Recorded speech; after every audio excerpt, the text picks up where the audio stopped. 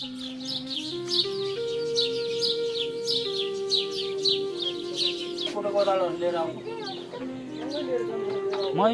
आजभन्दा 20 वर्ष अगाडिदेखि नै खेतीमै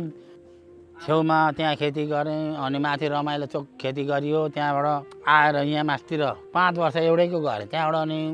छोडेर फेरि अर्को गरेँ 2 वर्ष त्यहाँ गरेँ अनि यसपालि चाहिँ छोडिदिएको सबै खेती गर्थेँ त्यहाँ हुँदै अब नगर्ने भनेर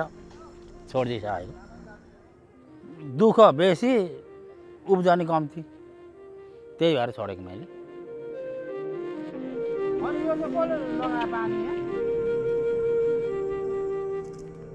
दुःख त अनि अब खेती गरेको मात्रै खानुपर्ने भएकोले अर्काको गरियो सब्जी खेतीबाट पैसा आयो भने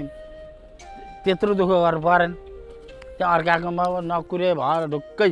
गर्नु परेन भनेर अनि अब यो सब्जी खेतीतिरै बरु बल गर्ने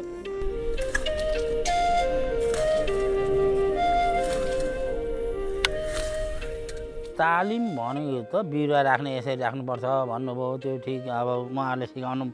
भएको अनुसार हामीले गरियो र अहिले बिरुवा पनि त्यहाँ राम्रै छ सबै बिरुवाहरू कसरी राख्ने कसरी कति दुरीमा रोप्ने र बोट बाइक बोट कति दुरीमा र चौडाइ कति फरक भनेर यहाँ 1 मिटर चौडाइ बोट बाई बोट 40 सेन्टिमिटर त्यसरी सिकाउनु हो अहिले गरेको छौँ यस्तै छ यी अब फल्ने नि राम्रै नै भयो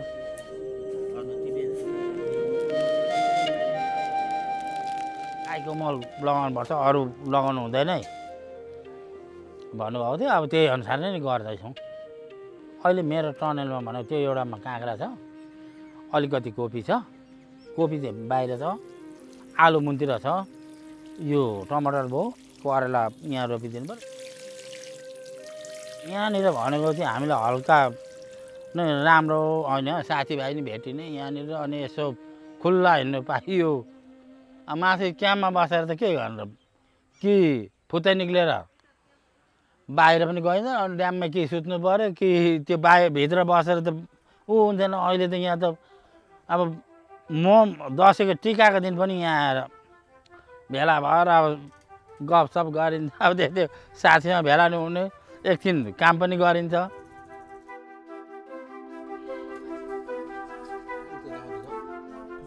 यो आम्दानी आएपछि अहिले राम्रै छ यसपालि मैले जम्मा 1,33,500 को चाहिँ त्यतिको चाहिँ बेचेँ मैले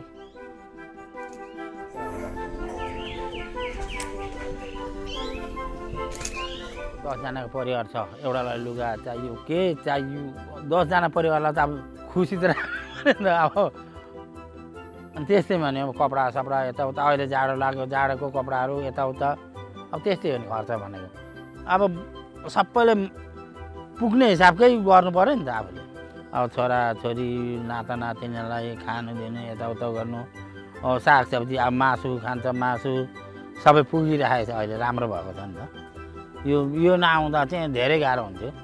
कि गएर परिश्रमै गर्नु पऱ्यो कामै गर्नु पऱ्यो अर्काको तर अहिले म अर्काकोमा सिमेन्ट बोक्ने इँटा बोक्ने ढुङ्गा बोक्ने काम गर्दिनँ अहिले अब किनभने म यता खेतीमा लागेको छु मलाई यसैले हुन्छ भन्छु बिहानदेखि बेलुकासम्म यहीँ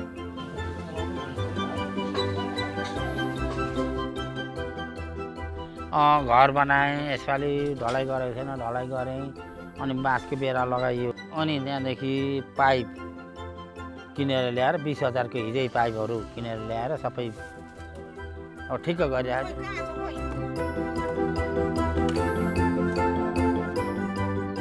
कसरी बेच्यो भन्दा एकजना व्यापारी यहीँ छिर्नुभएको छ यो सबै टाकटुकै उठाउँछु भनेको छ क्रेटको हिसाबले दिनु टमाटर पनि भनेको छ तर अब उचित दाम भएन भने घुमाएर नि म बेच्न सक्छु पोहोरको सब्जी त टाकटुकै मैले घुमाएर बेचेको नि त मलाई सारा यो गाउँको मान्छेले टाकटुकै दिन्छ म साइकल त्यतिकै साइकलमा झोला मात्रै लिएर गएँ भने पनि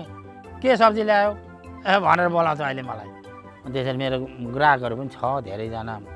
चिनेको छु मैले अब यो गाउँको प्राय चाहिँ मलाई नचिने सब्जी व्यापारी भनेर नचिने कुनै पनि छैन।